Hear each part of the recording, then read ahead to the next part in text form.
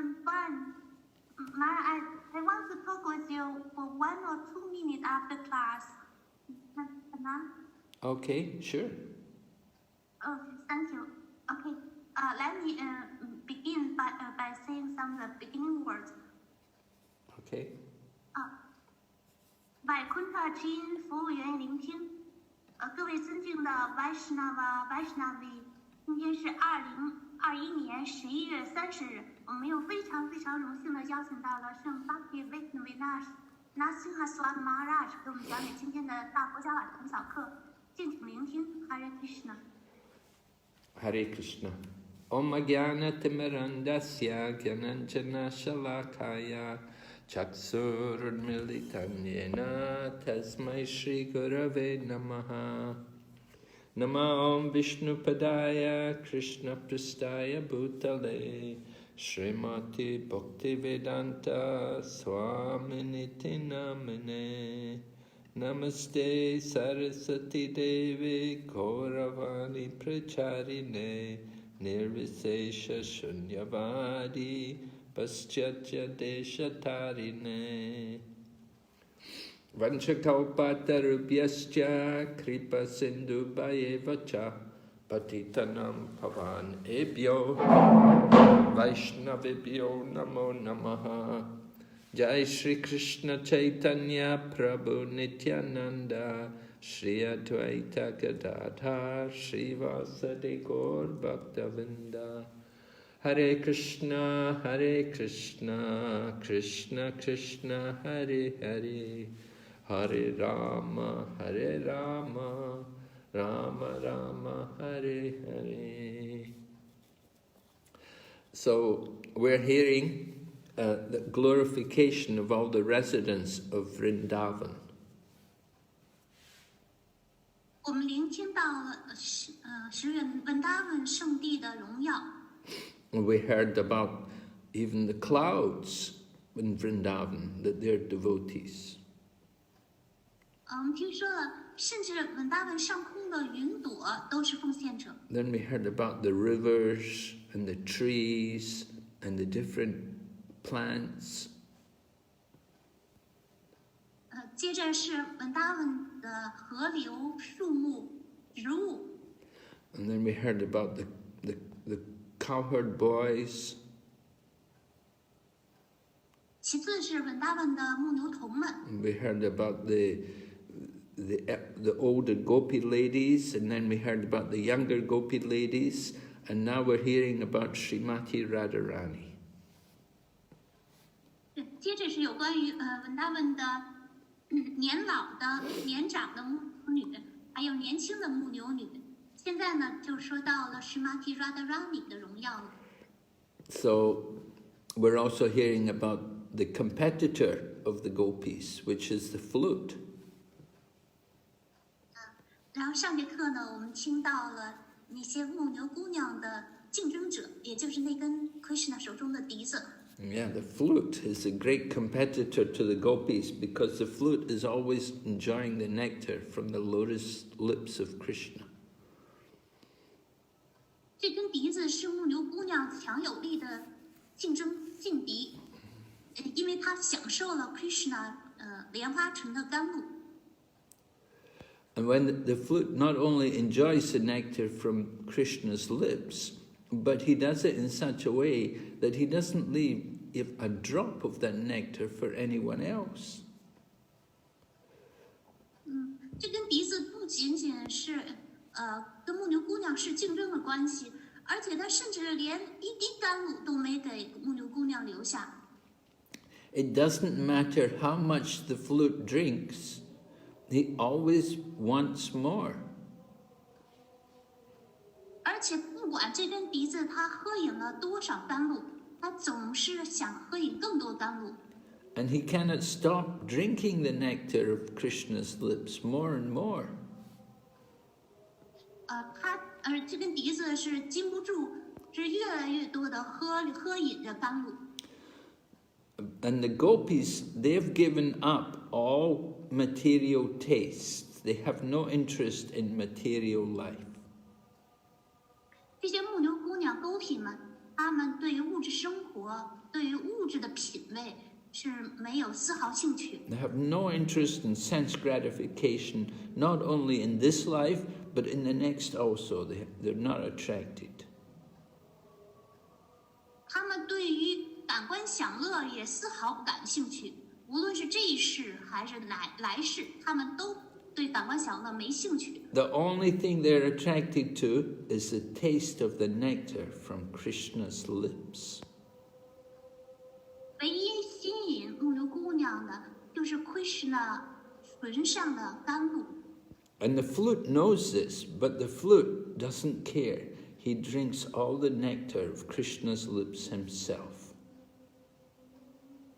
这根笛子对此是一清二楚的，但是他根本就不在乎，他把这些甘露呢全都独享了。 So we have to understand how fortunate this flute must be. 我们一定要理解，这根笛子是太幸运了。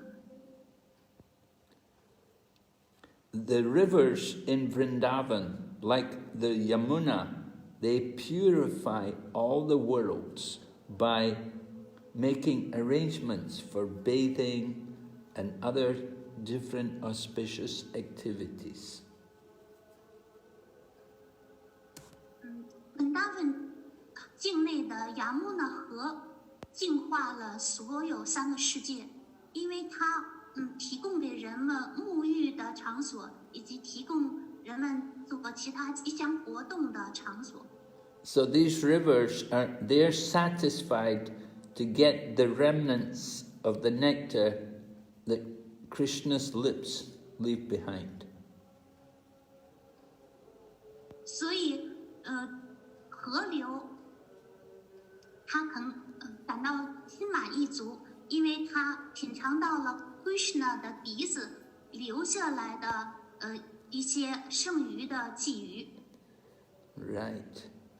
Yeah, the nectar from Krishna's flute leaves a little bit of dry pulp. Krishna 的笛子，它留下了一些寄语是什么呢？就是一些干巴巴的一些僵质的物质。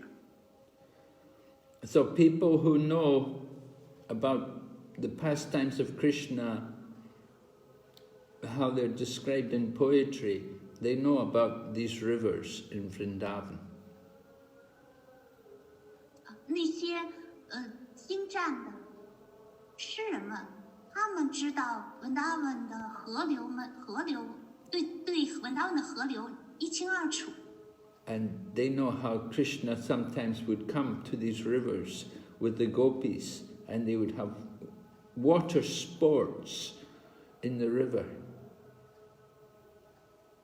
他们知道 Krishna 会跟 gopi 们在这个河流当中呢做水上的游戏、水上的娱乐。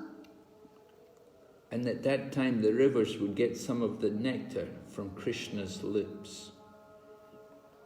在这个时候呢，他就能得到Krishna 唇上的甘露了。 But of these rivers, one river is very special. That river is called Kalindi Devi, which is another name of the Yamuna.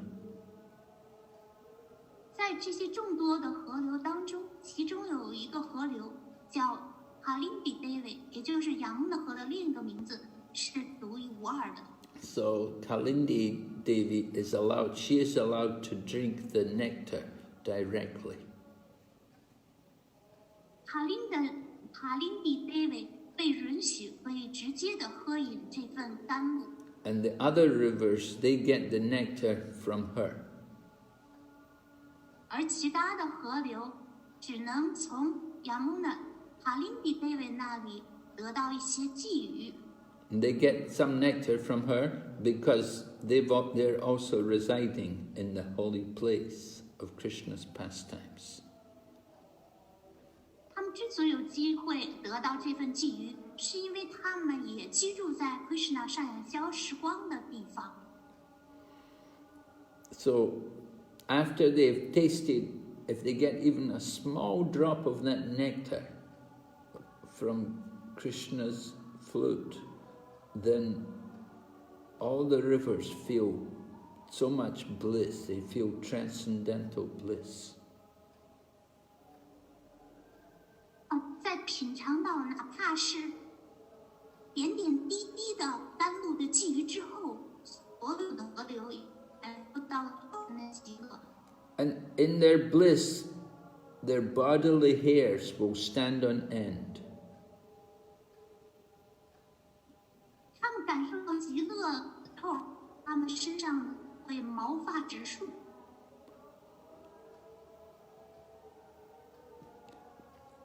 So the rivers become ecstatic just to get a drop of that nectar. 这些河流得到了一滴这个甘露之后，就已经狂喜了。So just think about the flute, how it must be so pious that he's able to drink as much nectar as he wants. 我们可以想象这根笛子是多么的虔诚，它可以尽情地喝饮 Krishna 唇上的甘露。So on the banks of the Yamuna River, there are some trees, special trees, like the pipala and other trees along the banks of the rivers in Vrndavan.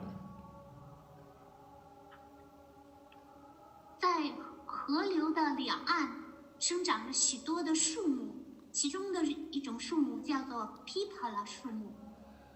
And they provide fruit, they give shade to the people, and they also give some fruits.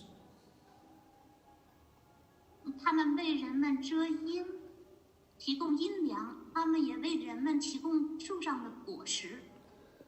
So these trees are they're like elders of a noble family. 这些树木就好像是一个贵族家庭的成员。 Just like in a family, there will be the senior people, they will do auspicious services for others. 这些树木就像家族的长辈，就好像在我们的家族当中，长辈们会为后代做很多的虔诚活动。 But these trees, they cry and they're very unhappy because they cannot get the nectar from Krishna's lips. 可是这些树木呢，却非常的闷闷不乐，以至于流下了眼泪，因为他们得不到 Krishna 的唇上甘露。 So we may wonder why the trees can't share the nectar. 我们可能纳闷，为什么这些树木不能分享到点滴的甘露呢？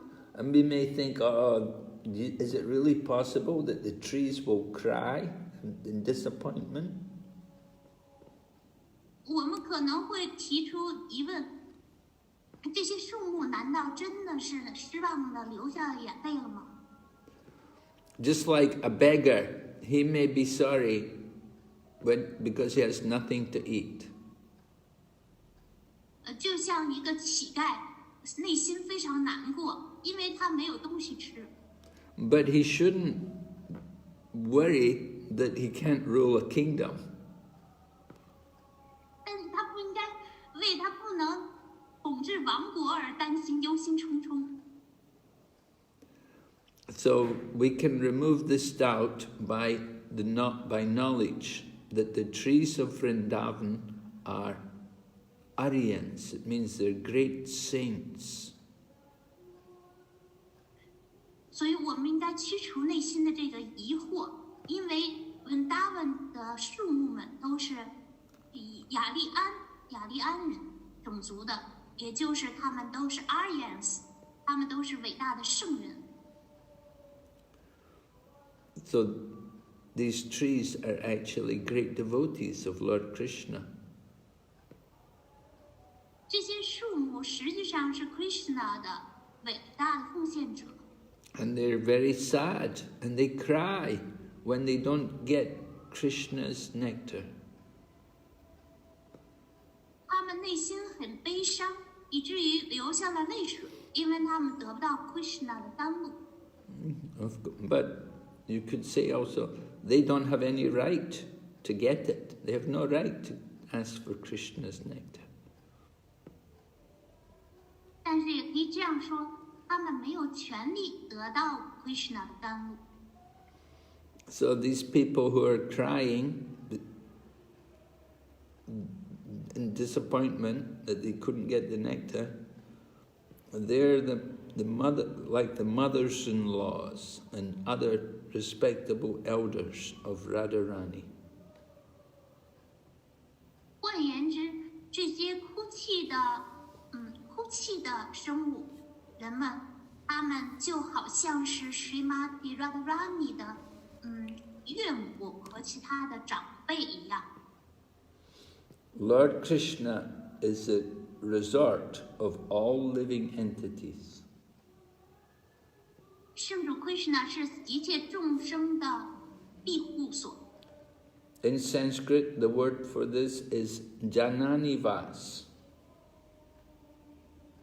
梵文称之为 Jananivas。Jananivas is one of the famous devotees in Mayapur who does the puja. There was a twin, 2 brothers, and one brother just died recently, a few months back, and the other brother is still here. He's Jananivas. 在玛雅普呢，有一对著名的双胞胎，其中一位呢是最近，他们是玛雅普圣地的普扎瑞，其中一位刚刚在几个月之前刚刚隐迹，还有另外一位双胞胎兄弟呢还在世，他的名字就叫 Jananivas。 So Jananivas is the name of Krishna. It means the ultimate resort of all living entities.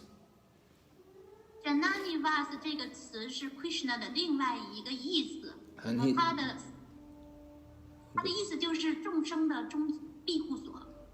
So Lord Krishna is also called the son of Devaki and the son of Yashoda.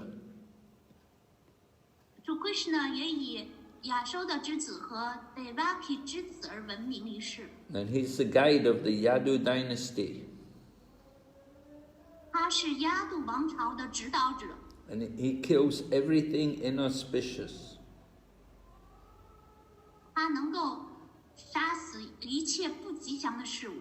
And he will kill every man who is impious. 他也会把那些不虔诚的人都纷纷的杀死。Just by his presence, he destroys all the misfortune for all living entities. 仅仅是由于主 Krishna 的临在，他就能够摧毁所有的不幸。And by his blissful smile, he increases the lusty desires of the gopis. 他的盈盈笑脸能够激发gopis们的色欲。So may he be all glorious and happy. 愿圣主 Krishna，一切荣耀归圣主 Krishna， 愿圣主 Krishna 快乐。So this is how Lord Krishna is described in the Srimad Bhagavatam at the end of the 10th canto. 在圣典《博伽瓦坛》第10篇的末尾，就这样描述了圣主 Krishna 的荣耀。So Maharaj Parikshit, he is reciting this also to his mother. Parikshit 大君也向他的母亲背诵了这些诗节。And by glorifying Krishna, he also glorifies all the people of Gokula. 通过荣耀圣主 Krishna， 他也同时的荣耀了 Gokula 的居民们。So he wants to finish his speaking, and at the same time he wants to create auspiciousness. 就希望结束自己的谈话，与此同时，他也希望唤醒吉祥，召唤吉祥。So he glorifies Lord Krishna by speaking the words of his own spiritual master, Sukadeva Goswami. 过重复他自己的灵性导师圣 Shukadev Goswami 的话来荣耀圣主 Krishna。 To give an example, just like Agastya Rishi, from his palm he could drink the whole salt ocean. 就像圣者 Agastya Rishi， 他用他的手掌就可以喝掉所有的海洋。 So Sukadeva Goswami spoke this verse of the Srimad Bhagavatam. 同样的方式，圣 Shukadev Goswami 就吟出了这首诗节。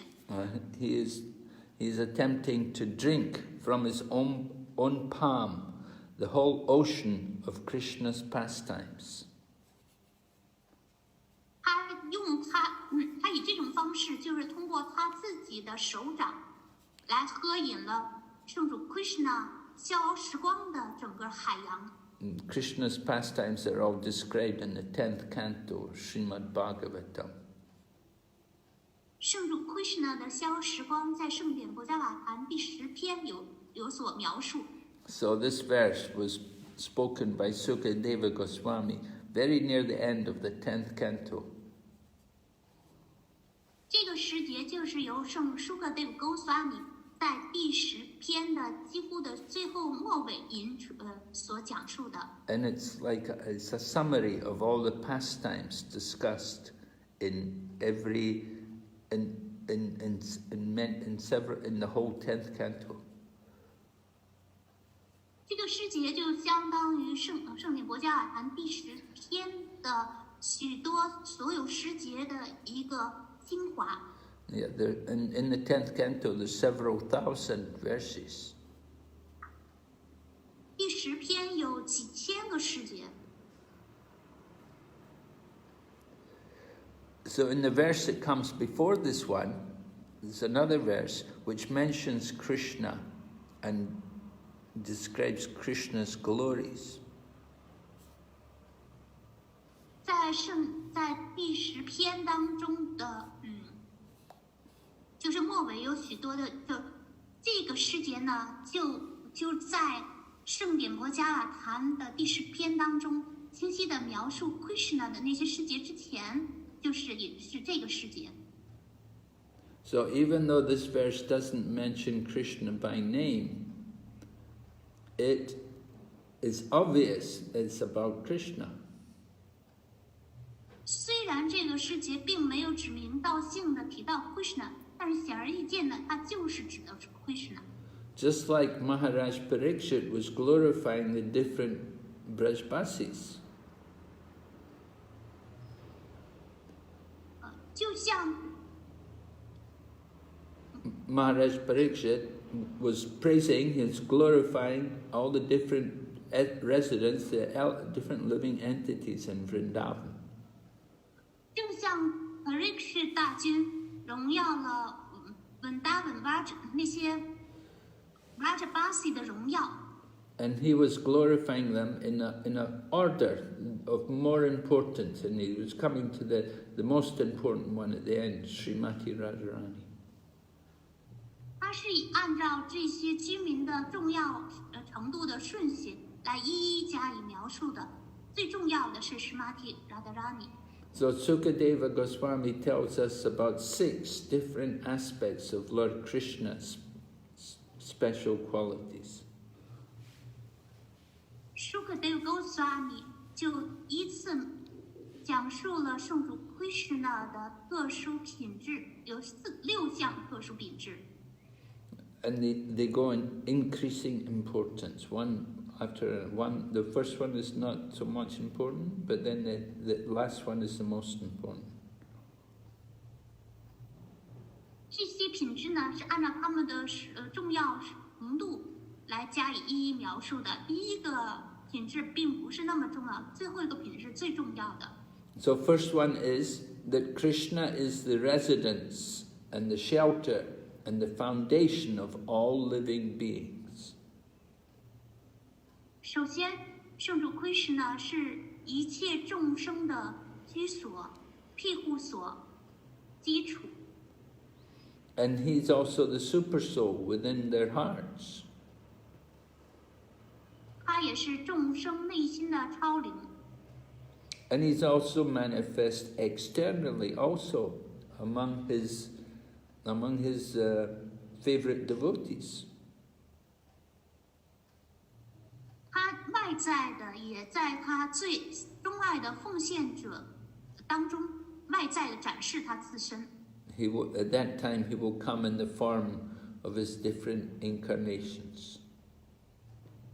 这时候他是以他不同的化身的形式展示的。 So he is the supreme Brahman.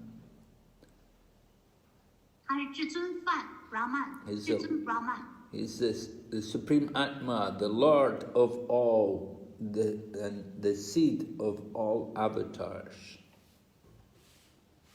Krishna 是至尊的阿兹玛，是所有众生的主，是所有阿瓦塔所有化身的种子。 Yeah, all the avatars, they come from Krishna. 一切化身是来自 Krishna， 源于 Krishna。 Then the second quality is that Krishna displays the highest limit of his opulence in the world. 第二个品质是 Krishna 在世界上展示了他的富裕的极限。 Sorry, it's the highest limit of his opulence in the words which he spoke to his father and mother at the time of his birth.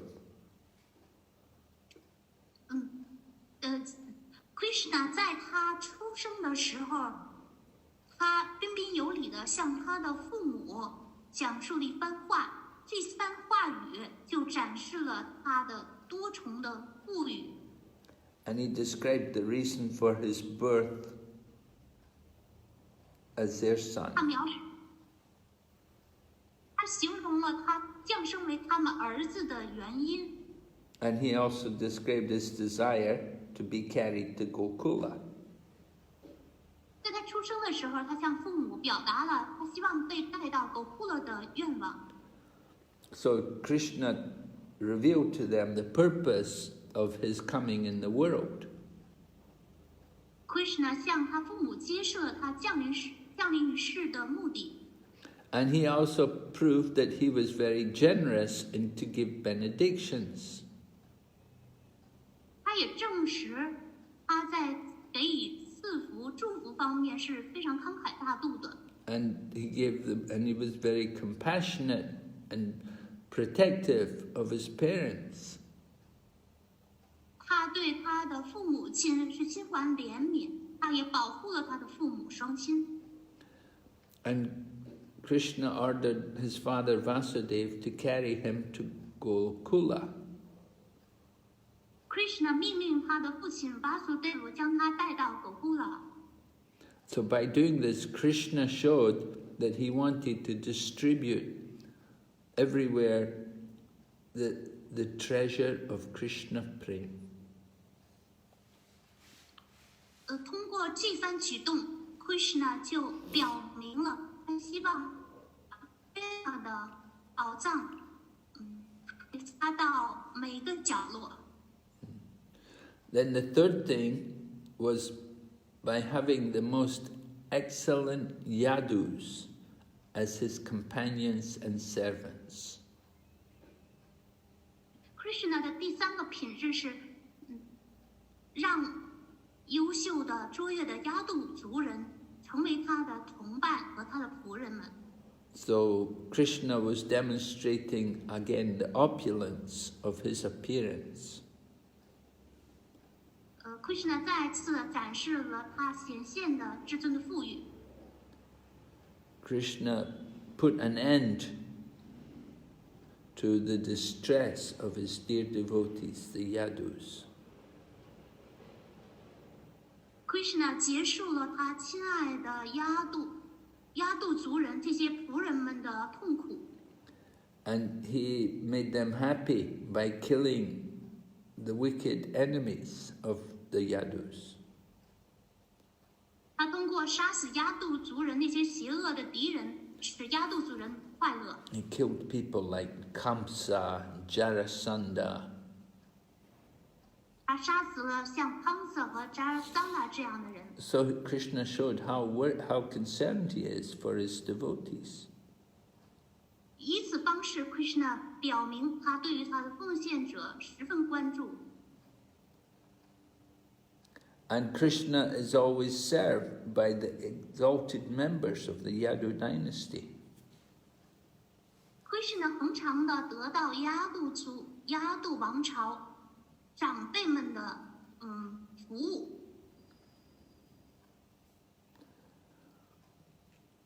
Yeah, Krishna's always with the Yadu, the members of the Yadu dynasty. They're like an assembly. Krishna 总是恒常的和亚杜王朝的成员们生活在一起，这样呢，他们就好像是一个聚会，一个聚会团体。When Krishna was on the planet, he brought down to earth the special Sudharma Assembly Hall. He brought it down from the heavenly planets because it was the demigods' hall.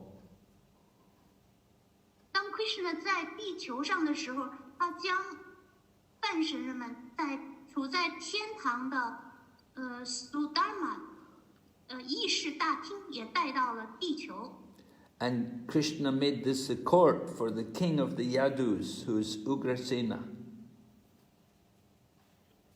Krishna 就将这个议事大厅把它变成了亚杜国王 Ugrasena 的议事庭、法庭、大庭。So Krishna had brought this hall down from the heavenly planets, and he also brought the Parijata flower from the heavenly planets. Krishna 不仅将这个议事大厅带到地球，他还将天堂上的 Parijata 树木也带到了地球。And to do this, Krishna had to defeat the demigods. 为此，他要击败那些半人们。And this way, Krishna showed his supreme power and his opulence. 这样，他就展示了他至高无上的力量和他至高无上的富裕。So by giving that assembly hall to Ugrasena, who is the father of Kamsa, Ugrasena was the father of the enemy Kamsa, but Krishna showed his kindness. Although Ugrasena is the father of a demon like Kamsa, Krishna gave him the royal assembly hall. So Krishna showed his very kind to everyone. 虽然乌戈森呢是 Krishna 的敌人 Kamsa 的父亲，但是 Ugrasena 不是 Krishna 的敌人，他是 Kamsa， 他的儿子 Kamsa 是 Krishna 的敌人。Yes, I say it in the yes, I'll say it again. 就是 Kamsa 是 Krishna 的敌人，然后乌戈森呢是 Kamsa 的父亲。虽然他们有这个关系，但是 Krishna 依然将这个议事大厅赠给了乌戈森呢。然后通过这个方式，Krishna 就展示了他的仁慈。Yeah, Krishna he doesn't have prejudice towards people. He's equal to everyone. Krishna 对所有人都一视同仁，他不会对任何人有偏见。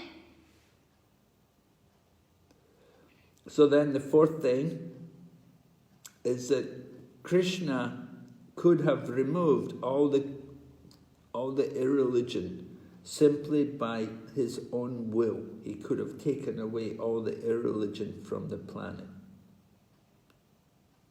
第四条就是，Krishna 仅仅靠他的至尊意志就可以将地球上的所有非宗教从地球上移除。But instead, Krishna created very nice pastimes for his devotees by killing the demons who opposed him. 但是 Krishna 却通过杀死这些敌对的对手们，为他的奉献者创造了一个非常令人愉悦的消时光。Yeah, the demons always oppose religion. 这些恶魔们总是反对宗教。But Krishna killed them, but he used his mighty arms, which were beautifully shaped, with and ornamented, and Krishna had these arms hold different weapons, like his Sudarshan chakra, and he used that Sudarshan chakra to kill these different demons. Krishna 有着修长的、优雅的臂膀，上面佩戴着手镯和臂环，他手持像神蝶这样的武器。Krishna 就用他修长的、强有力的臂膀，杀死了那些宗教的邪恶对手。So there's one scripture that describes about Krishna's battle with Banasura, when Krishna was fighting with this demon Banasura. At that time, such enemies, Krishna would sometimes, just for the pleasure of his devotees, he would manifest 4 arms instead of 2. 经典中就描述说，当 Krishna 和巴那摩作战的时候，Krishna sorry Maharaj. Krishna would manifest 4 arms instead of 2. 在 Krishna 跟巴那摩作战的时候，他展示了他的4臂。而不是展示的是他的2臂来和巴那摩作战。Yeah, and he would do this just to give pleasure to some special devotees. 他这么做是为了给一些奉献者带来特殊的快乐。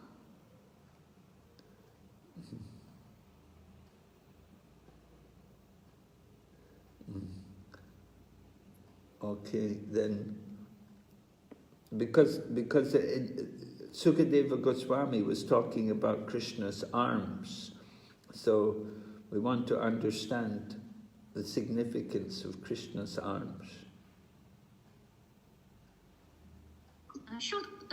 Sukadeva Goswami 他这时候他就提到了 Krishna 的臂膀，所以我们要理解 Krishna 臂膀的重要意义。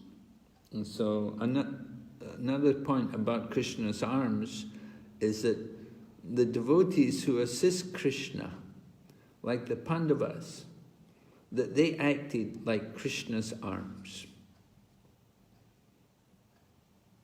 那些 Krishna 的手，比如说 Pandava 5兄弟，他们就好像是 Krishna 的左膀右臂一样。So Krishna used these Kshatriyas, and the Kshatriyas, they're born from Krishna's arms. Krishna 使用的这些 Kshatriya， 他们是生于 Krishna 的臂膀。So the Kshatriyas were engaged to kill the envious demons who opposed Krishna's and who opposed the practice of religion. 这些 Kshatriya， 他们被用来杀死那些邪恶之敌，以及杀死那些反对宗教力量的敌人。Now, Krishna, simply by his desire, he could have killed demons like Jarasandha. Krishna 本来可以仅仅靠他的意志就杀死像 Jarasandha 这样的敌人。And he could have done the same. He could have killed all the other wicked kings who opposed him just by his desire. 他也可以仅仅凭借他的欲望就杀死那些反对他的敌人们。But Krishna's like a father, and he liked to share his fame along with his devotees. Krishna 就如慈父一般，希望和他的奉献者们享受分享他的荣耀。So he used people like Arjuna and Bhima and that to kill different demons. Krishna 便使用了像 Arjuna 和 Bhima 这样的人来杀死那些敌人。Alright, so that's the fourth thing. Now the fifth thing is about enjoying his pastimes in Gokula. 刚才说到的是第4点，第5点就是有关于他在 Gokula 的享受逍遥时光的事情。Because in Gokula, Krishna showed the mood of loving devotional service.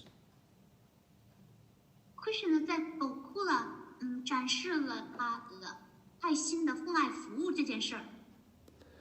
Of course, the pastimes in Mathura and Dwarka, they took place after Krishna's pastimes in Gokula. 在 Mathura 和 Dwarka 这两个地方上演的逍遥时光，是在 Gokula 之地上演逍遥时光之后发生的。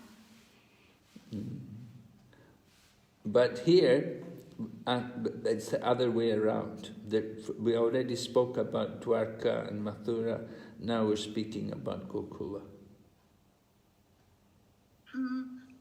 在前面已经说到了 Mathura 和 Dwarka， 现在轮到了 Gokula。Because Krishna's the most perfect in Gokula, and his pastimes are the most relishable. Krishna 在 Gokula 是最完美的，而且在 Gokula 的逍遥时光是最令人津津乐道的。And Krishna gave prema bhakti to all the people of Vrndavan. Krishna 将 prema bhakti 赐予了 Vrndavan 的全体居民们。Even to the non-moving beings, such as the creepers and the bushes and trees, they got Krishna prema. 甚至对那些不能移动的生物体，诸如爬藤、灌木和树木，他也赐予了他们 prema bhakti。And of course, all the moving creatures, they also got prema bhakti, even the insects and the microbes. 当然了，所有会移动的生物体也得到了 prema bhakti， 比如说那些昆虫和微生物。He didn't consider their qualification. Krishna 并不考虑他们是否有资格。He gave them the gift of loving devotion to him. 他把对他的爱心服务当作礼物送给他们。And that destroys all material existence.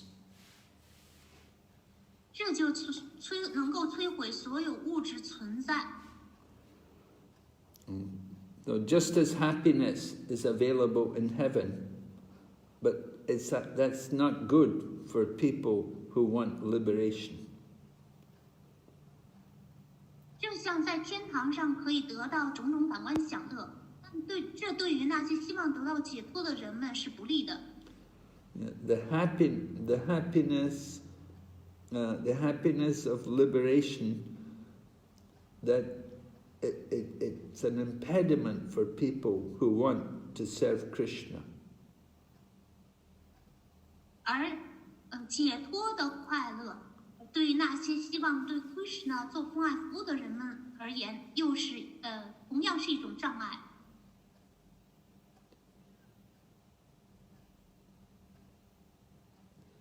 That is actually, the happiness of liberation is so-called happiness.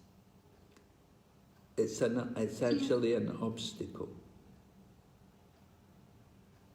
解脱的快乐是被称为是所谓的快乐，因为它实际上是一个障碍。So Krishna destroys, for the devotees, he destroys that illusion of happiness, of liberation. Krishna 为他的奉献者摧毁了这种解脱带来的虚幻快乐。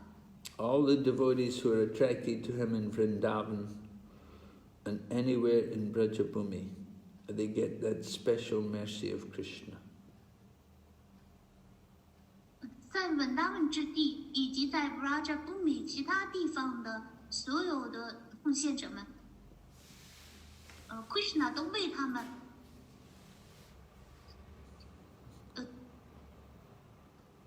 Yeah, Krishna gives his prema bhakti to everybody all over Vrindavan. Krishna 就将 Prema Bhakti 赐予了文达文所有的居民们。Whether it doesn't matter if they're moving or not moving, living entities, they all get prema bhakti. 无论是移动还是不移动的居民们，他们全都得到 Prema Bhakti。So they don't experience the miseries of material entanglement. 他们就没有体验到了物质束缚的带来的痛苦。And they have no interest in impersonal liberation. 这些稳达文居民对非人格解脱丝毫不感兴趣。So when Krishna increased, Krishna increased the Krishna prema in Vrndavan. He gave more and more prema to the people in Vrndavan. Krishna 在稳达文，他给予了越来越多的 prema。So all the people in the three worlds, they got freed of the unhappiness of the material world. 所有全世界的生物都摆脱了物质存在的痛苦。To give an example, just like when you light a fire to do cooking, so the heat from the fire takes away the cold and the darkness. 打一个比方，在做饭的时候升起了灶火，这个灶火同时就驱散了黑暗，驱散了寒冷。In the same way, by giving Krishna Bhakti to the people of Vrindavan, it freed all the living beings from material miseries. 以同样方式，通过赐予稳达文的 Prema Bhakti， 就驱散了所有众生的物质痛苦。And when Krishna appeared in Gokula, when Krishna appeared on this planet Gokula, he freed all the devotees throughout the universe. 当 Krishna 降临Gokula 境地的Gokula 的时候，他就把全世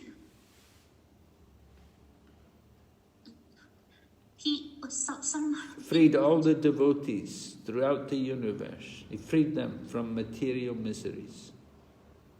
Krishna 就把所有世界的奉献者的物质痛苦，从他们将这些物质痛苦当中拯救出来了。And they had no more attraction to liberation. 使得他们对于解脱，就失去了吸引。That liberation would be easy for them. Just like yogis have mystic powers, so devotees are all liberated.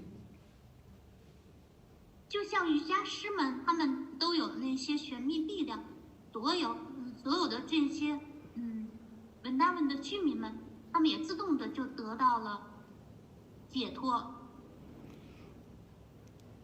So this was the result of giving Krishna prema in Vrndavan. 这就是在稳达文给予 Krishna Prema 所带来的结果。So the devotees all over the universe were free from material miseries. 宇宙当中所有的奉献者们，这样一来就摆脱了物质的苦恼。But the people, the devotees living in Vrindavan during Krishna's pastimes, they got the biggest relief from material entanglement. 而在Krishna 在稳达文生活在稳达的那些奉献者，在 Krishna 的消时光当中生活在文达的奉献者，他们是从物质的痛苦当中得到救赎。从这个角度来说，他们是最大程度的摆脱了物质的痛苦。Okay, so now this is the sixth thing, which is the most important. 现在是第6点，也就是最重要的一点。And this is how Krishna revealed his greatest glory. And that was his wonderful beauty and charm. Krishna 就展示了他的最高的荣耀，也就是他的美丽、俊美以及他的魅力。And also Krishna's cleverness. 以及 Krishna 的聪颖。Especially in his pastimes with the young gopis of Vrndavan. 尤其是他在跟文达文那些年轻牧牛姑娘的消时光当中展示出来的。So when Krishna was present in Vrndavan, then it was like an opulent city. 当 Krishna 临在于文达文的时候，文达文就好像一座富裕的城市。And there were many, of course, Krishna performed many different pastimes, and he had also his romance with the gopis. 当然了 ，Krishna 上演了不同的消时光，他也和牧牛姑娘之间也有恋情。So Krishna's smiling face, and he's holding his flute, and wearing different ornaments, it attracted the women in Vrndavan. They were all attracted to him. Krishna 的可爱的笑脸 ，Krishna 吹奏笛子的样子，以及 Krishna 的各种装饰物，都深深吸引了他们的女士们。There's a god of love. The god of love is called Kamadev. 爱神名字就叫 Kamadev。So this god of love, he's very radiant, very effulgent. 爱神呢，他是浑身散发着熠熠的光彩。And the beauty of Krishna's face, it gives Kamadev power over the gopis.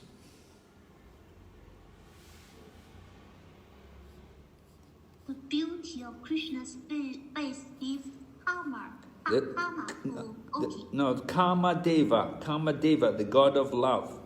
So the beauty, because of Krishna's beautiful face, the god of love, Kamadev, he gets powers over the gopis. 就 Krishna 的面庞的美丽，是使得 Kamadev 使得爱神拥有无穷无尽的力量，来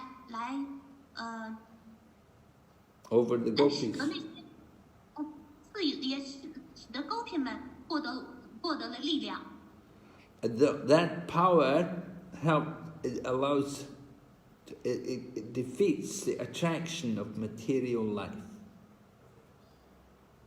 这个力量就击败了物质生活所带来的吸引力。And takes away even the attraction of liberation.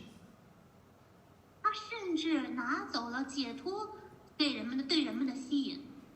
So Cupid is famous for spoiling the interests of everyone he influences.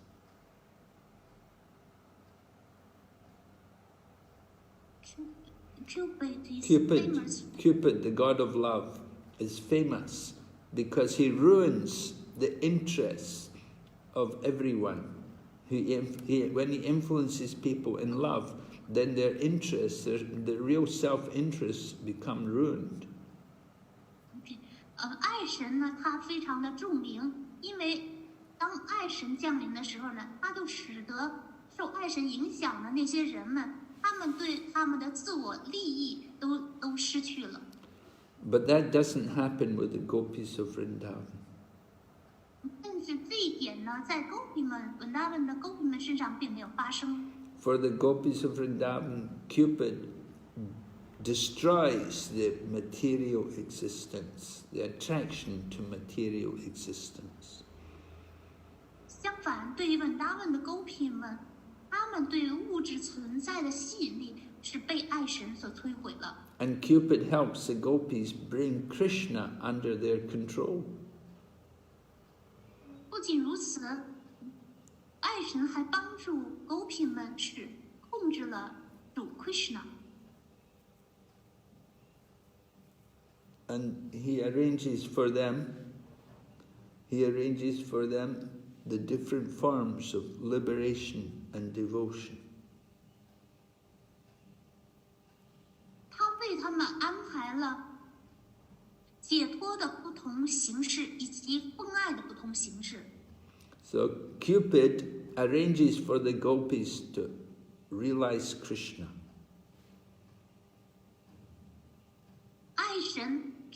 爱神丘比特就为Gopi们做出安排，来觉悟 Krishna， and to understand his full glory and to enjoy his company. 来帮助他们觉悟 Krishna 的荣耀，享受 Krishna 与 Krishna 为伴。So attraction, we want to develop attraction for Krishna like in the mood of the gopis. 所以我们希望就像Gopi 的心绪，在Gopi 的心绪当中呢，被 Krishna 吸引。That attraction which the gopis have for Krishna, we could call it Kama Deva, we could call it the God of all love. 对，在Gopi 的心绪当中被 Krishna 深深吸引，我们可以称之为 Kama Deva， 也就是爱的一切爱的神旨。The best form of that love is what focuses on Krishna. 那种爱的最好的形式就是全神贯注于 Krishna。 So that kind of love is very rare. We have to develop that. It's the purest state of love. 这种爱是十分罕见的，我们需要发展，这称之为最纯洁的爱的最高的形式。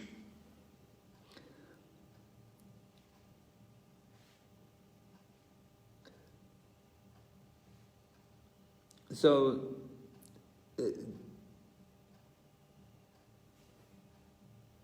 because the gopis and Krishna, they enjoy pastimes together. Pastimes are very intimate, and the gopis enjoy the beauty of Krishna. Krishna 和 Gopi 之间的交时光是非常亲密的 ，Gopi 们享受了 Krishna 的美。And when they come together, it's like play. There's a lot of it seems like material enjoyment. 在 Gopi 和 Krishna 聚集在一起的时候，有许许多多的欢乐。Because the gopis are so enjoying the beauty of Krishna's face. Gopi 们就非常享受 Krishna 面庞的美丽。The beauty of Krishna's face affects the gopis, and that delights Krishna. Krishna 英俊的面庞影响了 Gopi 们，反之，这又令 Krishna 感到内心喜悦。It causes the gopis they forget the four goals of life. 它使得牧牛姑娘们忘记了生命当中的4项目标。And instead the gopis come to the highest level of prema. Gopi 们反而达到了最高的 prema 的层面。And that's a fruit of all devotional endeavors. 那是所有奉爱的努力的成熟结果。So in this way, Krishna's smiling represents the ultimate greatness of the Supreme Person. Krishna 的笑容就代表了他的最高的，他的最伟大之处。He is the most charming, the most beautiful, and he's most expert in loving affairs.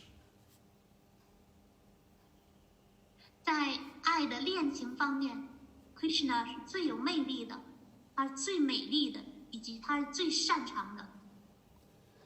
Okay, so we'll stop here today. 那好，我们今天的正课部分就讲到这里。接下来我们看一下问题。第一个问题是，伊娜说 ，Hare Krishna, Guru Maharaj and dear devotees, please accept my humble obeisance. All glory to Srila Prabhupada.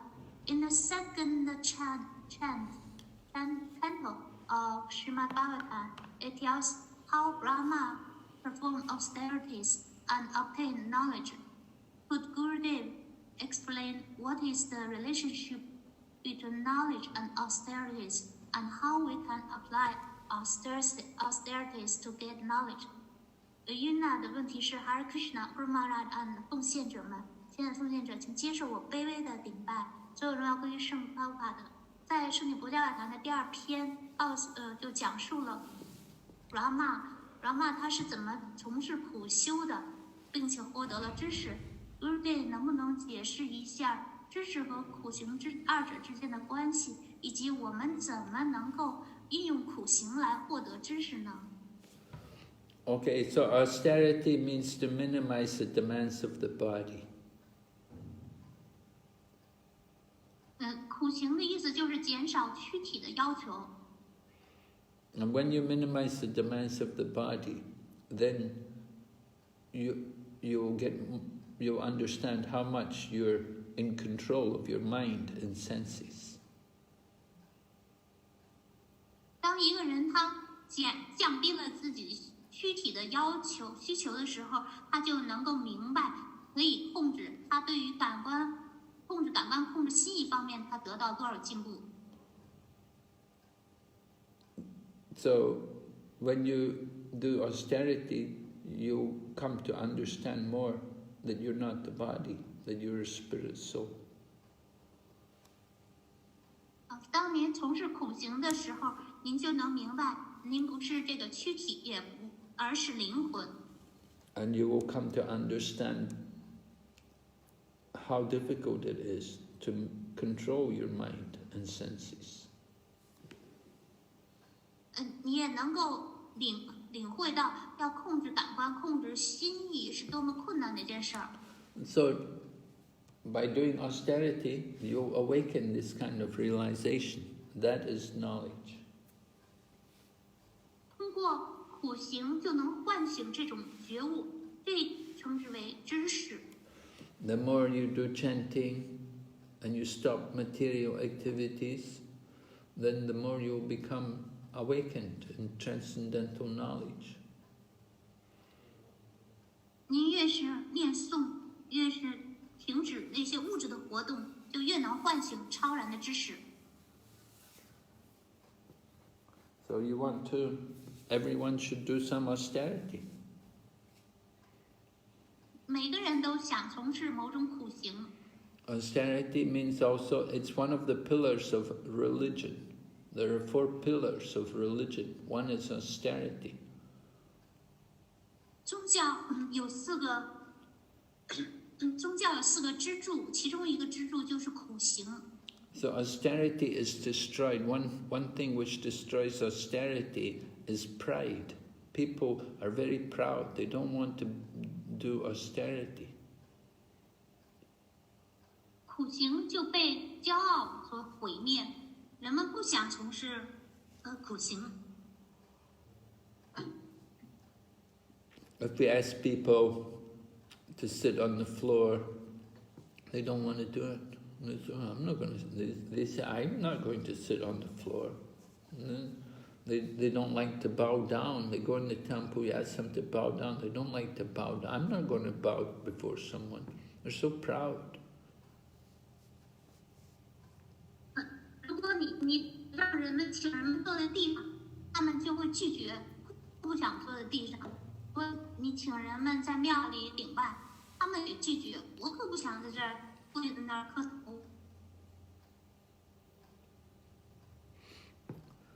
So, austerity is the wealth of people in the renounced order of life. 气绝阶层的人们，他们的财富就是苦行。So austerity is especially meant for the renounced people. If you're renounced, then you need to do more austerity. 就是苦行呢，是那些气绝阶层，他们的一个品质之一。当人们就已经处在气绝阶层的时候，就需要做更多的苦修。And by doing austerity, we purify our existence because we're controlling the mind and senses. 通过从事苦修，我们就能净化自己的生存，我们就能控制感官和控制心意。And this helps us to awaken transcendental knowledge. 这有助于帮助我们唤醒超然的知识。By doing austerity, you'll attract the mercy of the devotee. 通过从事苦修，就能吸引奉献者们的仁慈。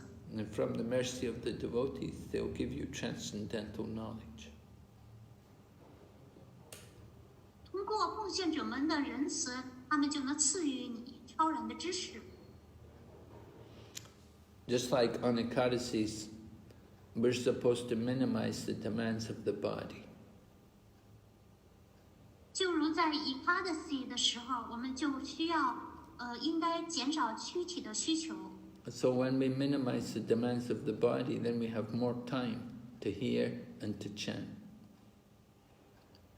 当我们减少身体的需求的时候，就腾出更多的时间聆听以及唱诵了。By doing more hearing and chanting, you'll awaken more transcendental knowledge. 通过从事更多的聆听和更多的念诵，就能拥有更多超然知识。Okay. Any other question?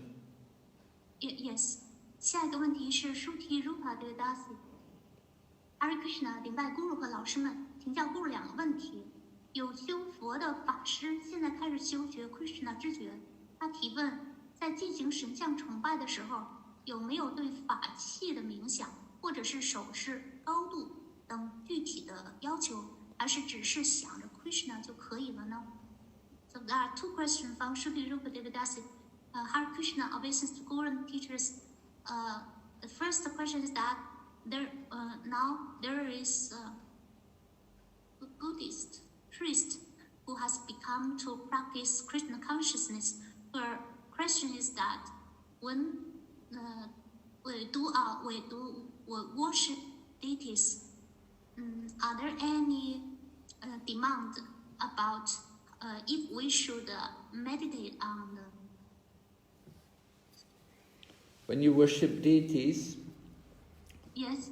then When we worship the deities, should we meditate on those conch or those camera and fans, like this paraphernalia, or are there any detailed demand about the height and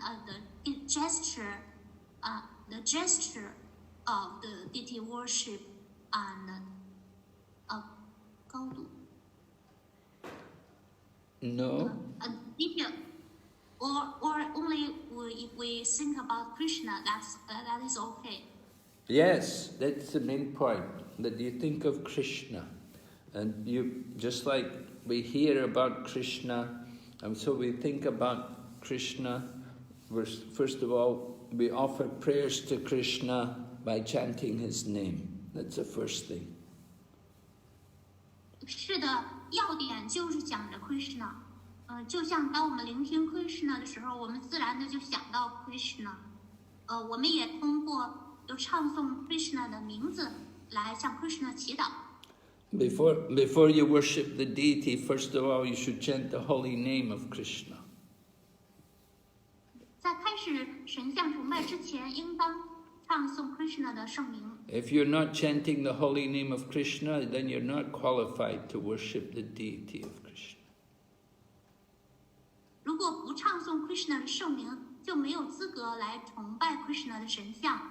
So you have to chant the holy name. And by chanting the holy name of Krishna properly, then naturally we will come to remember Krishna's form and qualities and pastimes.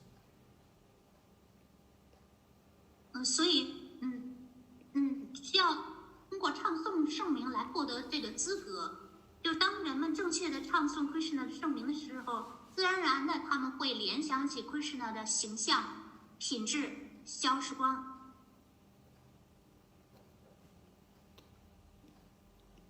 We hear the pastimes of Krishna. We hear them. We've been talking about them this morning. 我们聆听 Krishna 的消时光，就像今天的早课，我们谈到了 Krishna 的消时光。So when we chant the holy name, we will remember more of these pastimes. 当我们唱诵 Krishna 的名字的时候，我们就能更多的联想到 Krishna 的消时光。Okay. 第二个问题，有些人认真阅读佛教梵歌，对其中内容感兴趣，但是无法相信 Krishna 是个大活人。他让我向他证明 Krishna 是活生生的一个人。请问咕鲁该怎么做呢？感恩。One neophyte read Bhagavad Gita seriously, very seriously. After that, he or she is interested in the contents of Bhagavad Gita, but cannot believe that Krishna is actually a living person. He wants me to prove to him that Krishna is a living person. Guru, what should I do? Thank you.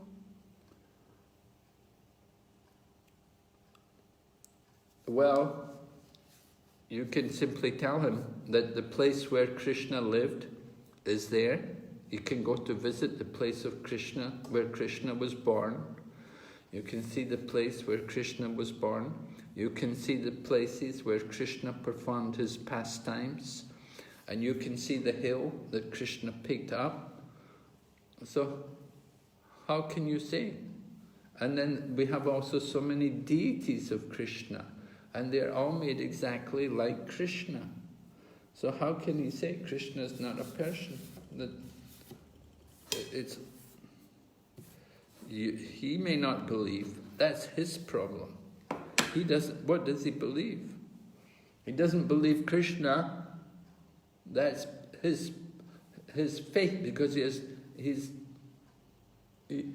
although we're telling him of everything about Krishna, we're describing about Krishna's life, and still he's not believing, then how can we help a person like that? He's useless.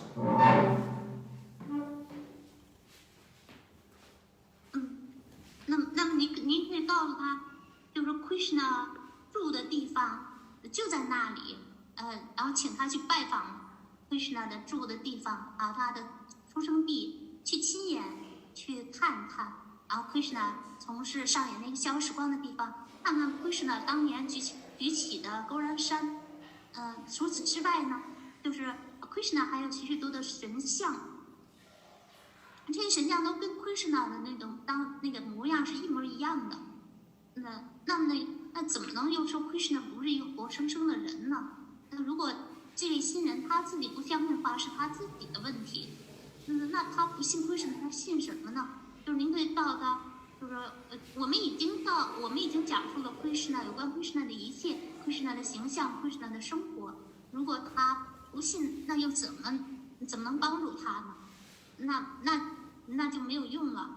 So he's read the Bhagavad Gita. You could give him the Krishna book to read, Let him read the Krishna book. It's all about the life of Krishna. 他已经读过《博家梵歌》了，您再给他一本《Krishna 快乐的全源》，这本书里有关 Krishna 的细节。You can read about Krishna's birth, what happened at Krishna's birth. You can read about Krishna's life, how he grows up. 这里就讲到 Krishna 的出生，Krishna 的一生，以及 Krishna 怎么长大的。Okay? So you let him read the Krishna book. 那您就请他来阅读《Krishna 快乐全源》这本书。But it sounds to me like this person, he's just an atheist. He doesn't believe in anything. He doesn't like to believe. He doesn't have faith. 马尔说，他听起来呢，他这个人是个无神论者，他就是什么都不信，他不想信。So you tell him in the Bhagavad Gita, Krishna describes, in the 7th chapter, Krishna describes 4 kinds of people who never surrender to him. 您可以告诉他，就是主 Krishna 在《国家梵歌》第7章描述了有4种人，向他臣服。So ask him, which one of the 4 is he? 那您就问他，他是属于哪类人呢？ But then if he keeps reading, the next verse goes on to describe 4 kinds of people who do surrender to him. 对不起，我刚才就是再重新翻一遍。就 Krishna 一开始描述的有4类不信他的，4类不虔诚的人，您可以问问他属于哪类人。然后在下一个世节 ，Krishna 又描述了有4类人相信他。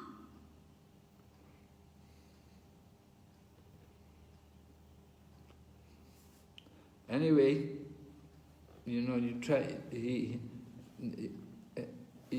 to give him prasadam, ask him to chant the holy name of Krishna.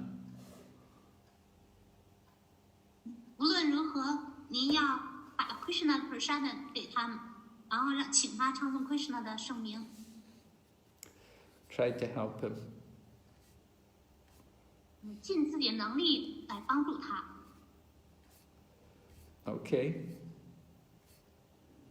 下一个问题是来自于杨洋，顶拜姑的莲花组，顶拜年，清晨早起念16圈，在念诵的时候总在胡思乱想，内心总想专注，都控制不住，有时躯体有病，特别障碍，有时候对自己不专注，特别焦虑。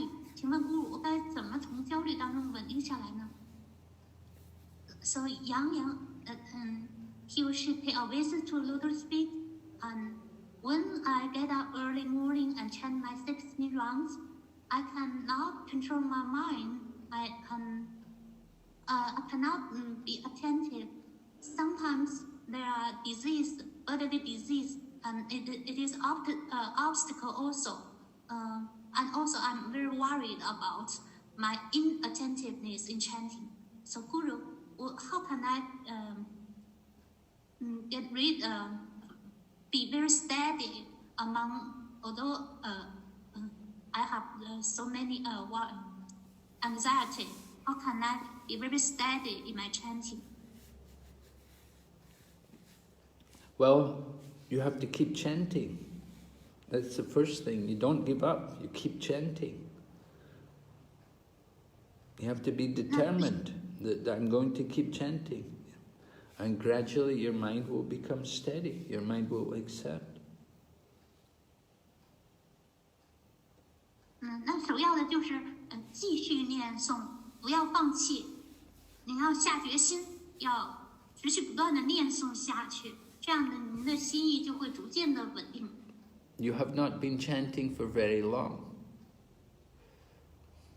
您那个念诵的时间还不长。So it's going to take your mind some time to get adjusted that this is what you're going to do every day. 那您的心意就会慢慢得到调整，您就告诉您的心意，这是您每天都要做的事儿。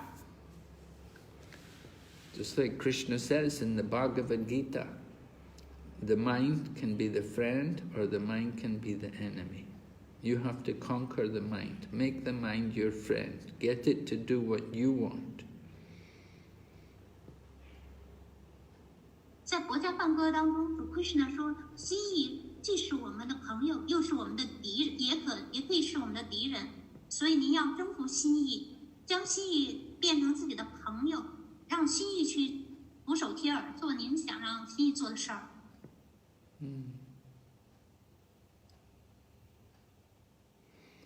So it's training our mind to be submissive, to get it to do what the soul wants.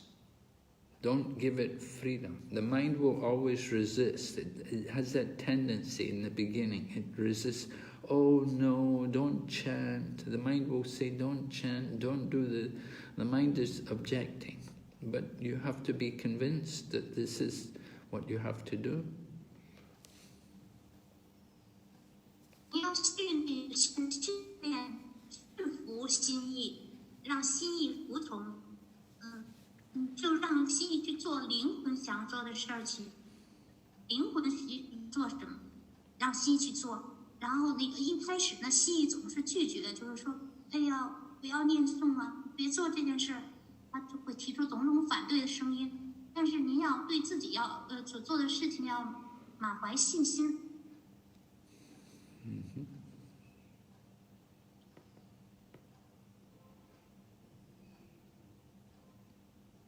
So when you make up your mind that this is what you're going to do, then the mind will surrender.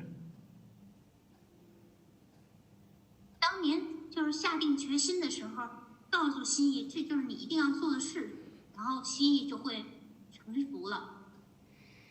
Okay, yeah.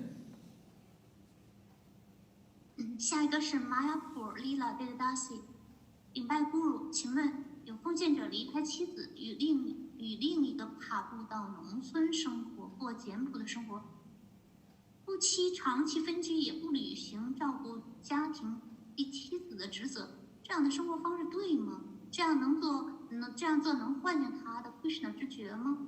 作为妻子能怎么办呢？再问一下咕噜，自己的念珠可以被别人触碰吗？Obeisance to Guru. My question is that there is who left his wife and go to the countryside to live with another Prabhu. Together they live a very simple life. And since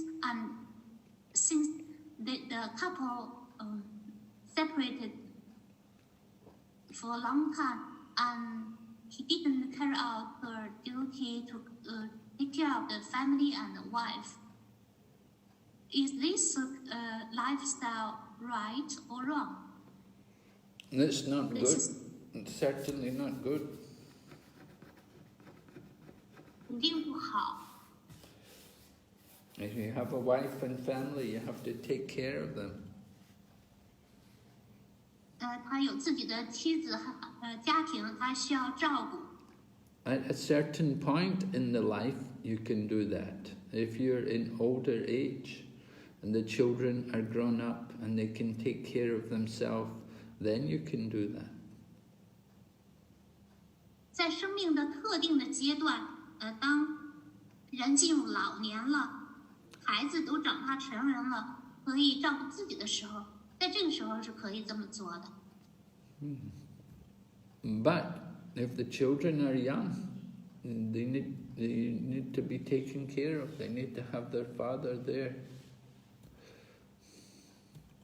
孩子还小的时候呢，是需要父亲照顾的，需要父亲在身边。So we should not be irresponsible. We should be responsible, take care of people who are dependent on us. 我们不应该做一个不负责任的人，对那些依赖我们的人们，我们不理不睬。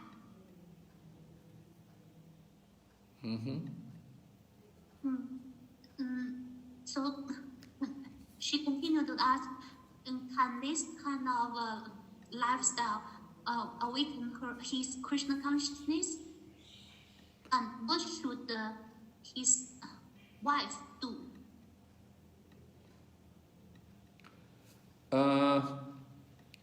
Can that kind of life help his Krishna consciousness? Well, I don't know. Who told him to do this, first of all? He should act under the instructions of a spiritual teacher. Did a spiritual teacher tell him to go and do that? 那马尔舍他也不知道是谁告诉他这么做的呢？他应该是在灵性导师的指导之下去行动。难道灵性导师告诉他这么做了吗？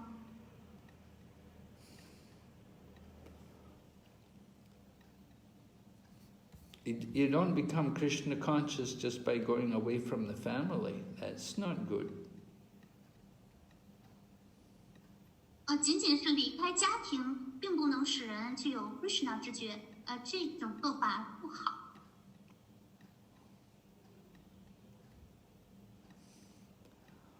I think the wife and family, they may have to go and live with him in the forest. 我认为他的妻子应该跟他一起去森林里住。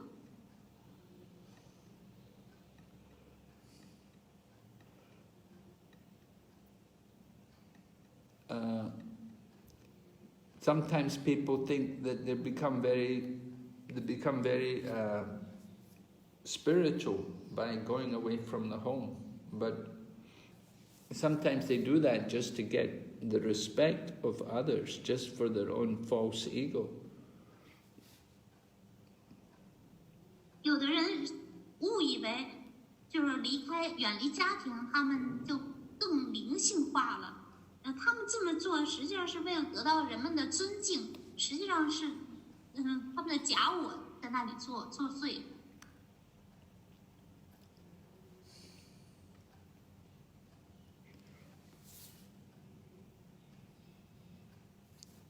If he would stay at home, he can make his wife and children Krishna conscious. 如果他留在家中，他就能逐渐的将他的妻子、孩子们，使他们也具有 Krishna 知觉。But he's gone away from home. He's not helping. He's not looking after their Krishna consciousness. 可是他现在离开家庭了，他就没有帮助他的家人，没有照顾他家人的 Krishna 知觉了。Even though the wife may not be interested, but still. If we have family, we have children, we have a duty, we have a responsibility. 即便是妻子不感兴趣的话，那他仍然是有家庭的人，也是有孩子的人。那么他应当履行他的职责和义务。 So we don't encourage that kind of behavior. 我们不鼓励这种做法。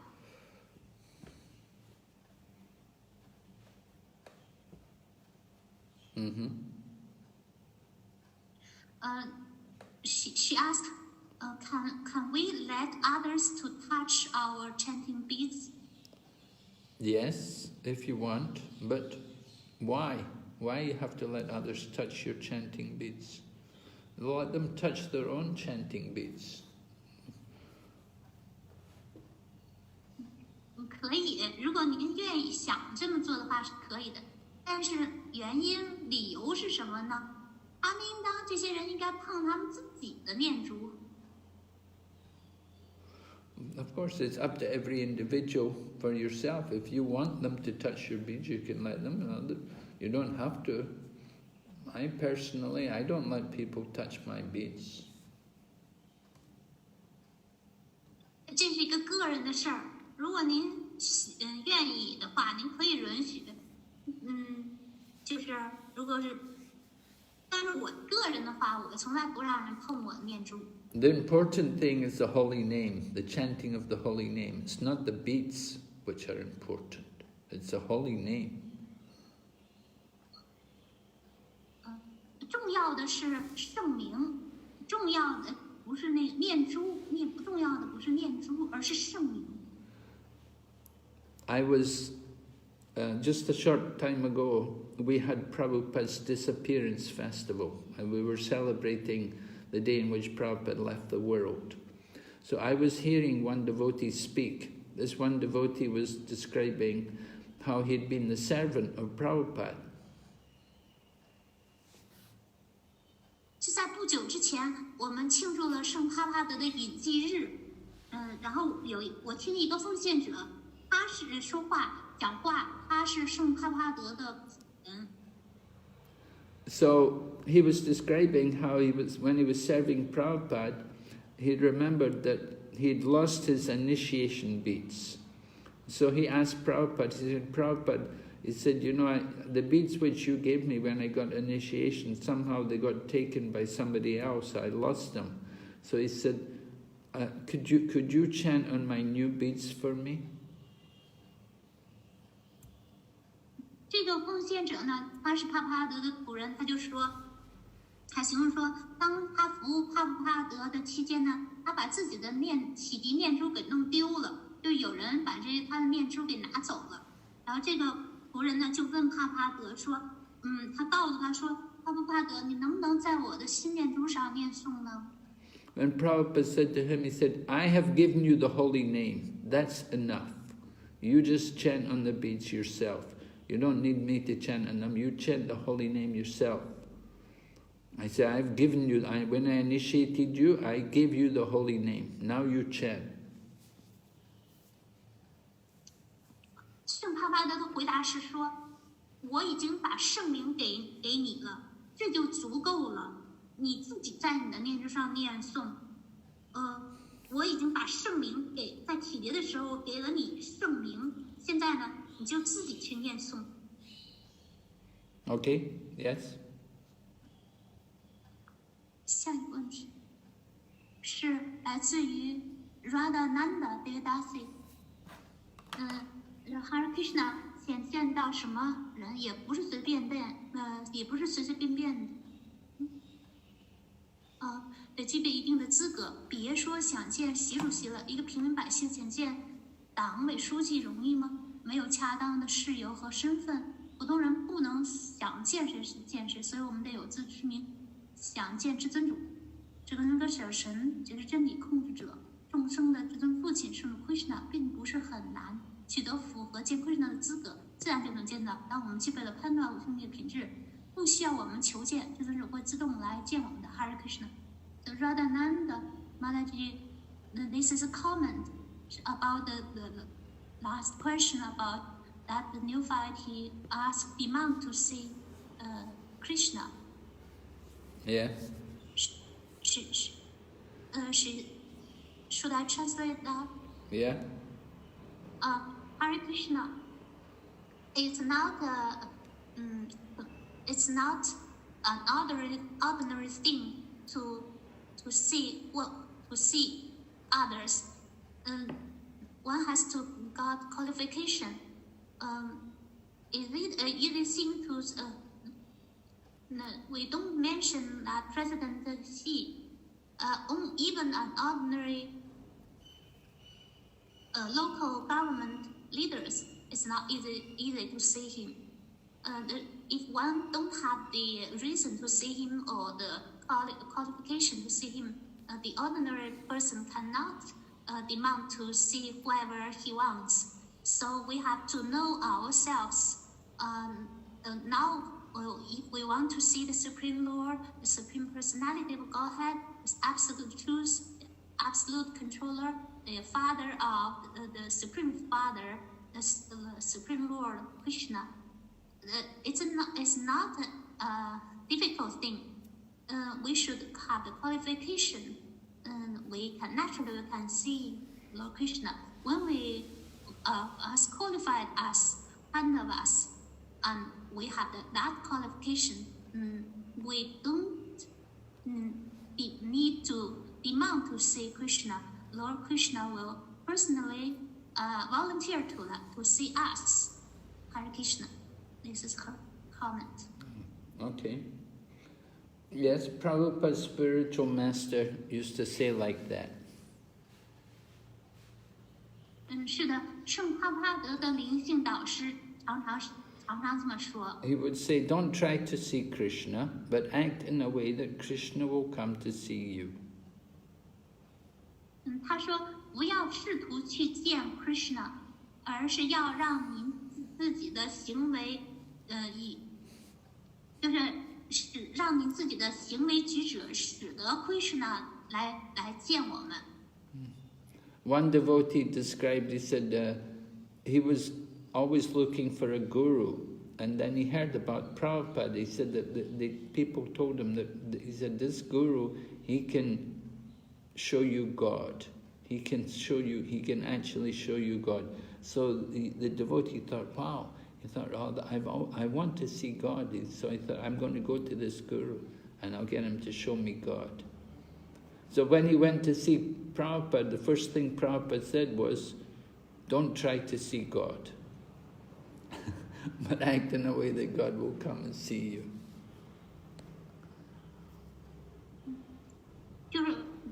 曾经奉献者们就是形容说，就是曾经有一个人呢，他在寻找一位孤主，然后呢，别的人就告诉他说，圣帕帕德可以把神展示给你。然后呢，这个奉献想见神的人呢，他想要看见神，然后想要找孤主的人呢，他就来了。然后呢，他见到帕帕的时候，帕帕第一句话就是说，你不要试图见神，你要这么去做事情，好让神来见你。So, Prabhupada was training us from the beginning. What should be our mood? 帕帕德从一开始就训练我们的正确心态是什么？ The mood should be give service. You first serve Krishna. Don't, I want this, I have to see that. And first you serve, you do service, then Krishna will reveal himself to you. 心态是什么呢？就是去服务的心态。你要去服务 Krishna， 然后你的行为举止就是应当去做服务，使得 Krishna 可以愿意把他自己揭示给想见他的那个人。In Bhagavad Gita, Krishna says, as you surrender to me, I reward you accordingly. 在国家梵歌当中 ，Krishna 说，我按照一个人的臣服程度给予相应的回报。So if you have not surrendered, don't expect to get any reward. 所以，倘若没有臣服的话，就不要指望得到 Krishna 的回报了。Okay. Shaiga, 有问题吗？还有一个问题是 vivo93，顶拜咕噜和奉献者们为了念诵时不想太多杂念，养成听课时念，咕噜讲英语时念诵圣名，翻译时聆听，这样也不对是吗？So this devotee said that obeising to Guru and devotees in order to chant without so many thoughts, that I have the cultivate the habit to chant while listen to the lecture. When Guru speaks English, I will chant the holy name, and when the translate, I will listen. Is this right? This is also not right. This is not right. Well, it's certainly if you were with Prabhupada, just like when Prabhupada went to India, he brought the devotees with him. So sometimes Prabhupada would lecture. He would lecture in the local language. He would speak the Indian language, and he would give the class, and the devotees couldn't understand. But Prabhupada said, you have to sit. He said, even though you don't understand, he said, this is spiritual. He said, and you'll get purified by hearing it. 就当年呢，圣哈巴德就带了门徒，就一起去印度，然后他讲课的时候会用当地的语言，用印地语讲课，然后贡献者们呢听不懂印地语，但是圣哈巴德告诉他们，那即便你们听不懂，你们应当坐在那里，听不懂灵性导师的说话，但是灵性导师的这个音震就能净化聆听者。So there is spiritual potency. Don't take it to be material. It's a spiritual sound vibration. 所以灵性导师的讲话是有灵性力量的，不要把它当成是物质的。这个音震是灵性的音震。Of course, you're chanting the holy name. That's also spiritual. 那当然，您念诵圣名，这也是一个灵性的活动。Okay. He continued to ask, 心意、智性、假我之间的关系，不过再讲一下好吗？心意、知性、支配智性，请两者决定假我的大小吗？心意、支配智性，前两者决定假我的大小。Can you explain in detail the relationship between mind, 自性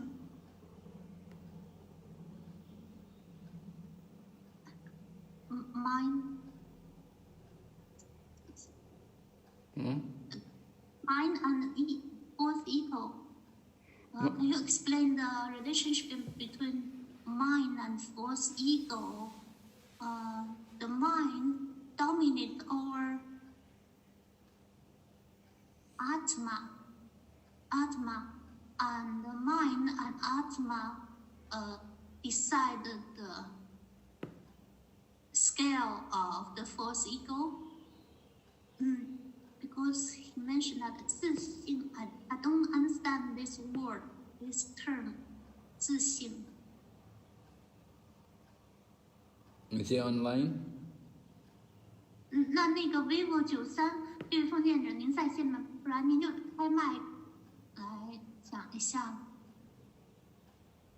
解释一下自性解释，因为我不明白您这个自性是什么。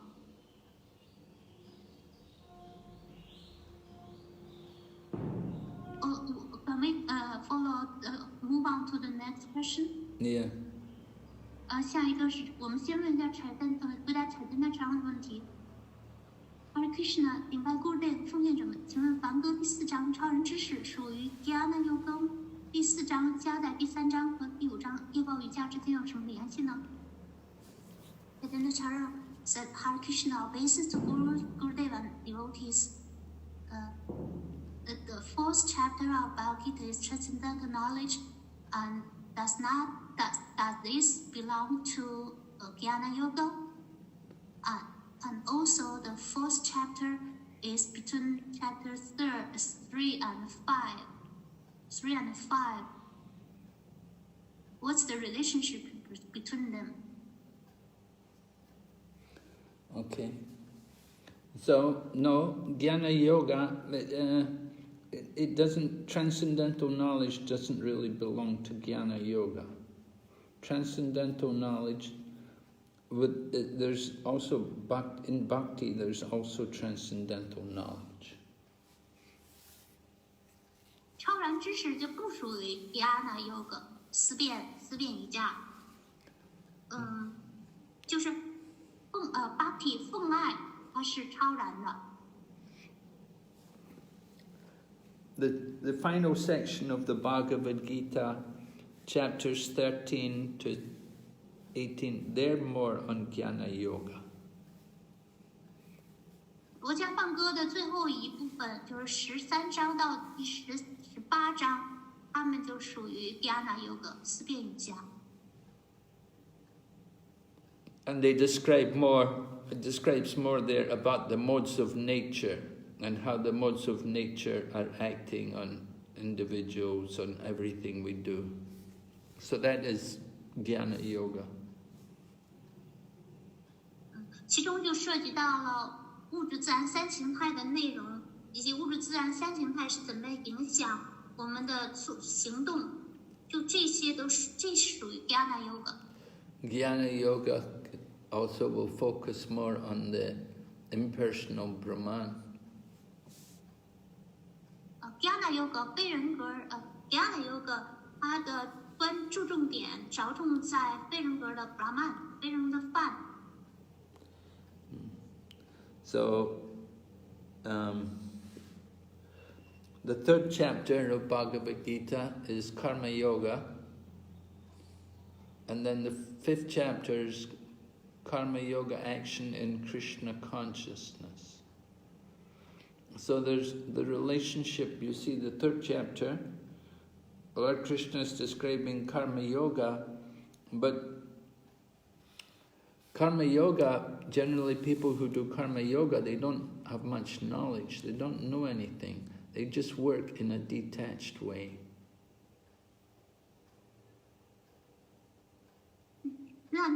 那个第三章的标题是Karma Yoga 行动瑜伽，第5章的标题是在 Krishna 知觉当中的行动瑜伽。But because it 就是第三章 Karma Yoga 就是业报瑜伽呢，它是就是那些人呢，他没知识，他特别依附。Yes.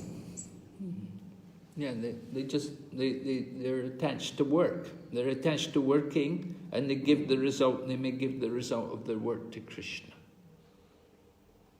这些人他们特别依附特定的工作，然后他们就把工作结果拿出来给 Krishna。 But people may do karma yoga. They may give the result to other things. They may give the result to some other god. They may not just give it to Krishna. They may give it to some demigod. Sarma clarified that the 5th chapter is that the people do karma yoga and they give the result to Krishna, not in the karma yoga. The 3rd chapter, the people in the 3rd chapter. Yeah, they give the result, but they may not give it to Krishna. They may do karma yoga. They may be detached from the result, but they may give the result to some demigod. 然后，就是他们可能从事 Karma Yoga 活动瑜伽，然后他们就把那个活动结果，他不一定给 Krishna， 他可能是给别的事业或者给别的办事人。Karma Yoga is just working with detachment. You do your duty, but you're detached from the result. Karma Yoga 呢，就是你履行职责。然后不依附结果。So, karma yogis, they don't have much knowledge. 那些 karma yogi， 活动瑜伽的瑜伽师，他们没有很多的知识。So therefore, the 4th chapter, Krishna speaks transcendental knowledge. 因此 Krishna 到了第4章了，就开始讲述超然的知识了。And he describes his own transcendental position. Krishna 在第4章描述他自己的超然地位。And he describes the importance of cultivating transcendental knowledge by approaching a spiritual master. Krishna 在第4章描述了，就是通过接近一位灵性导师培养超然知识的重要性。And then in the 5th chapter, Krishna is describing Karma Yoga action in Krishna consciousness. 然后到了第5章 ，Krishna 就继续形容在 Krishna 知觉当中的 Karma Yoga。 So the Karma Yogi has got more knowledge now, and he's able to work with that knowledge in Krishna consciousness. 那么这样呢，这些 Karma Yogi 这些业报瑜伽师，他们到此呢就拥有了更多的知识。这样呢，他们就可以在 Krishna 知觉当中呢履行工作了。So we know there's a yoga ladder. There's a yoga ladder. at the bottom of the yoga ladder is karma kanda, material, fruitive activities.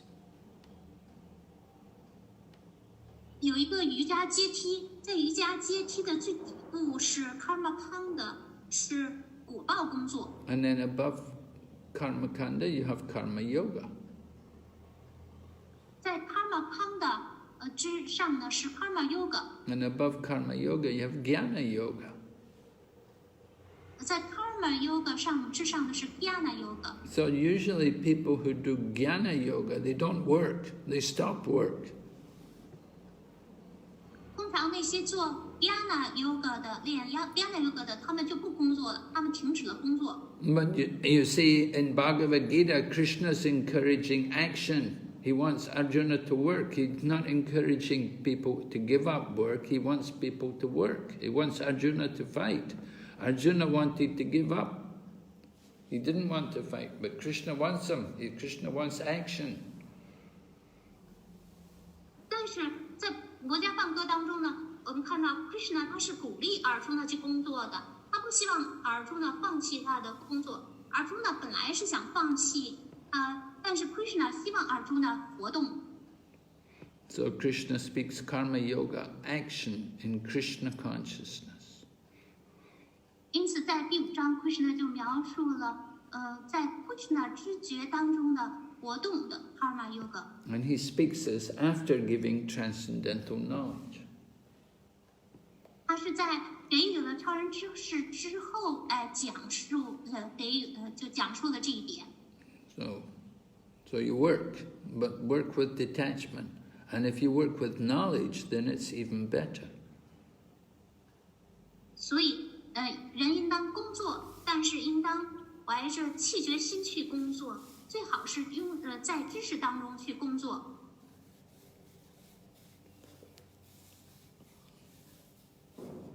Okay. Okay. 自性。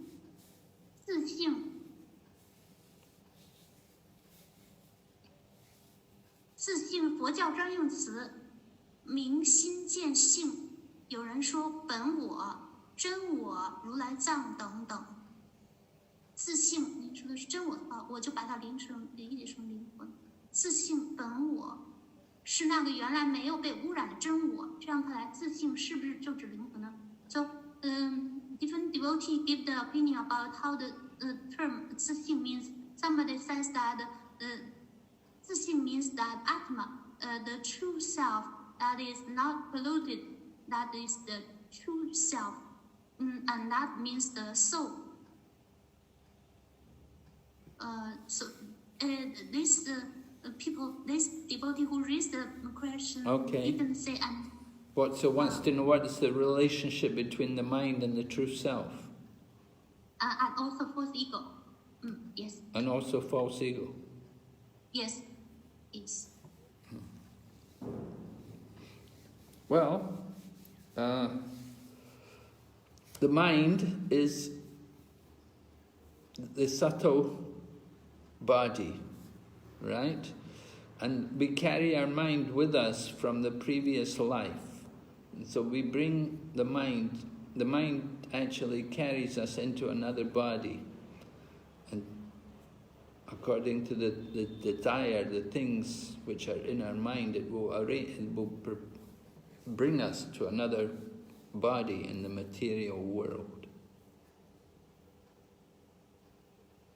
心意它是精微的躯体，就是心意会把我们带到另外一具躯体当中，就是在潜意识当中的这个心意就把这个我们带到下一个躯体当中，就根据我们的愿望，它就在物质世界心意携带着我们进入另一个躯体。Desires are in the mind. 愿望就储藏在心意里。The desire, when we desire to enjoy the material world separate from Krishna, then that keeps us in the material world. 当我们想要独立于 Krishna 之外来享受物质世界的时候，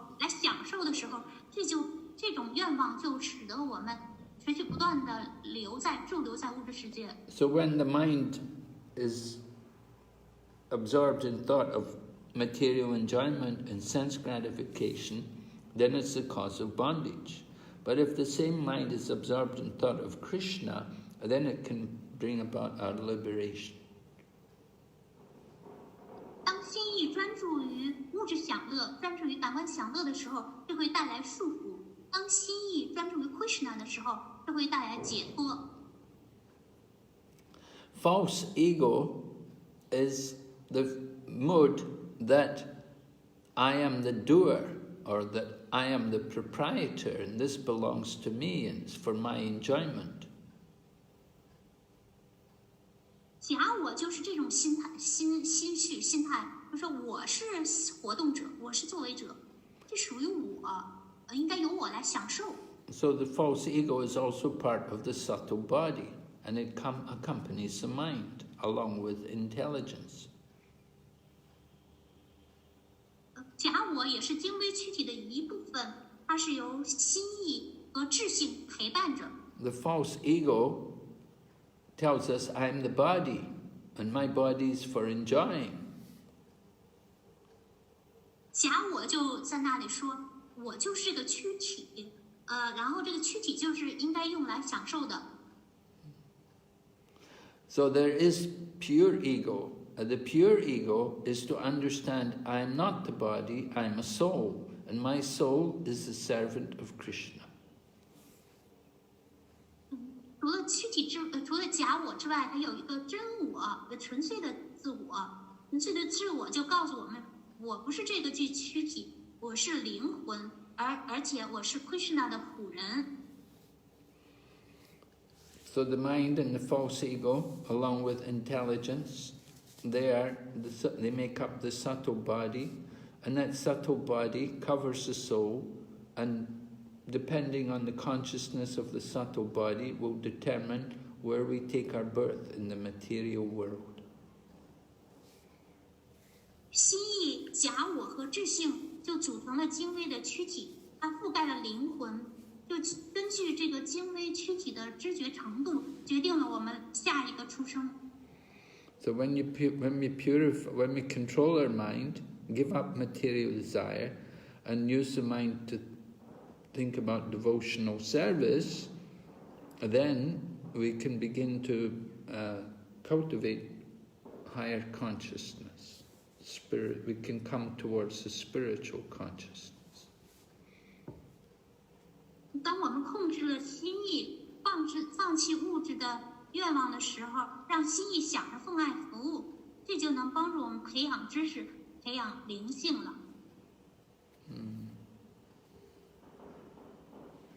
Okay. He asked, is that the mind dominate over our soul? Maybe you have already explained that. And also, he asked, is that the mind and the soul decide the size of the false ego? And is that the percentage between the three is? Well, I can't give you any figures because it's going to vary for every individual. 我也不能给你举出这个具体的数字。It's going to be different for everybody. It's not the same, you know. You can't say, no. So it depends how much your mind is absorbed in sense gratification and the level of your sense gratification. How gross is your sense gratification? 这是就是因人而异的，这个取决于您的心意是在多大程度上想着专注于感官享乐，还有感官享乐的层面是如何的，它的粗糙程度。Some people are more attached to sense gratification than others. 某些人对感官享乐的程度要超过其他的人。 And some people's sense gratification is more degrading and more disgusting than others. 而且有的人的感官享乐是比别的人更加的低级、粗俗，更加的令人厌恶。 And false ego, again, false ego is also, going to be depending on how much you're influenced by the different modes of nature. Some people are more in ignorance, some are more in passion, and some are more in goodness. 至于假我呢，也取决于这个受物质自然属性的影响程度。有的人更加就是处于愚昧属性，有的人更加处于激情，有的人处于善良。 And there's always a fluctuation of the modes of nature. Sometimes the mode of goodness is over everything, and sometimes the mode of passion, sometimes the mode of ignorance. They conquer each other. It's not stable. 而且物质自然三属性是相互竞逐的，有的时候善良占上风，有的是激情善风也占上风，有的是愚昧属性占上风，他们不是稳定的。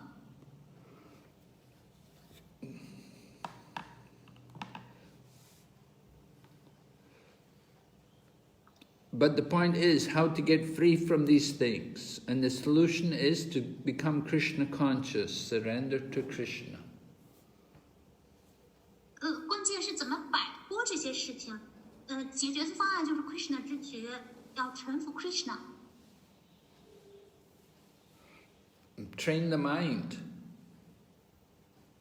我们要训练心意。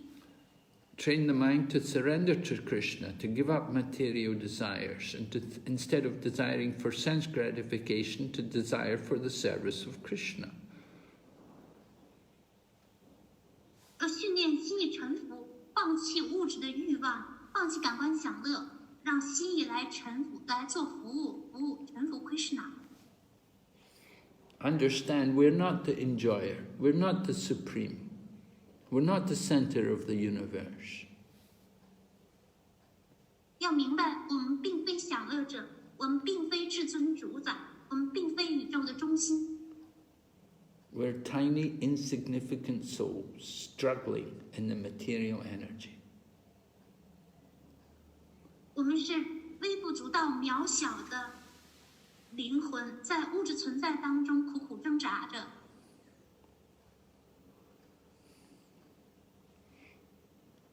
Okay. 最后一个是毛毛，亲爱的 Brhad， 听你讲课说2个小时念完16圈，可我总是一会儿念诵快，一会儿慢，有时候就2个多小时，有时候1个半小时念完，总是无法2个小时完成。是要匀速念，还是可以只要2个小时念完就可以了呢？Dear Brhad, in your lecture you said that we should finish our 16 rounds within 2 hours. But sometimes my chant is quick, but sometimes it's slow. Sometimes it's more than 2 hours, sometimes it's 1.5 hours. I cannot exactly finish it in 2 hours. Is that we should chant in a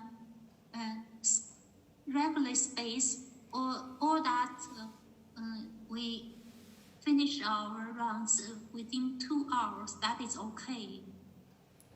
It doesn't matter how long you take. You may take 3 hours, no problem. It doesn't matter. But you should chant at least 2 hours, minimum 2 hours. If you finish in 1.5 hours, then you chant more, because you should chant at least for 2 hours a day. 就是时间不是问题，多长时间念完，就是16圈，你念3个小时也没问题，但是至少要念2个小时。如果您是1个半小时就念完的话，那您就应该继续念诵，要至少念2个小时，念诵的时间要至少2小时。But you can chant much more if you like. Chant 5 hours and 8 hours, no problem. 但是您可以念诵的时间达到5个小时或者8个小时都没问题。Yes. Okay. Another question, do you have time?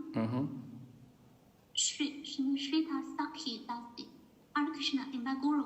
我没有强烈的愿望回归，我觉得回归是 Krishna 说的算，我只是很好的做服务，努力修行就好。但在和封建人讨论的时候，都说你要有强烈的愿望回归，不能不想，不知我的想法有没有问题，感谢咕噜，明白咕噜良好组。Hare Krishna, I don't have strong desire to go back to Godhead. I feel that it is the matter of Krishna will decide. And for myself, I can only do my service and I can try to practice. But when I discuss this point with devotees, they said that you should have strong desire to go back home, back to Godhead. You shouldn't neglect this desire.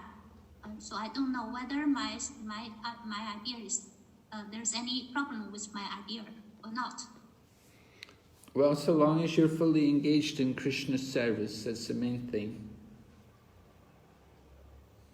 只要您是就是100%的从事供爱服务，这是最主要的事情。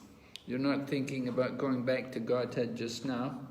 Maybe later in life you'll think about it. 也许您现在不想回归神手这件事儿，也许在您生命的以后，您会想到这件事儿。You're already back to Godhead because you're chanting Hare Krishna and serving Krishna here. So you're already back to Godhead. 你已经回归神手了，因为您在这里唱诵 Hare Krishna， 也在服务着，所以您已经是回归了。Hare Krishna.